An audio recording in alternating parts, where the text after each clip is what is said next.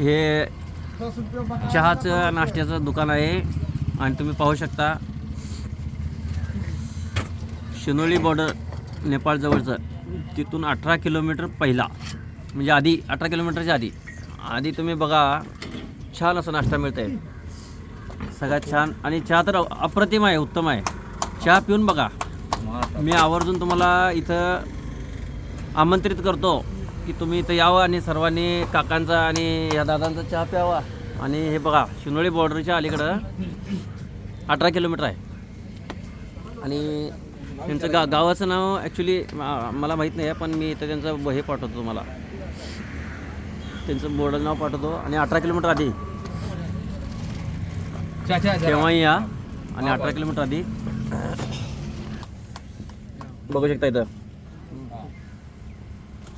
काकांचा हा बोर्ड आहे.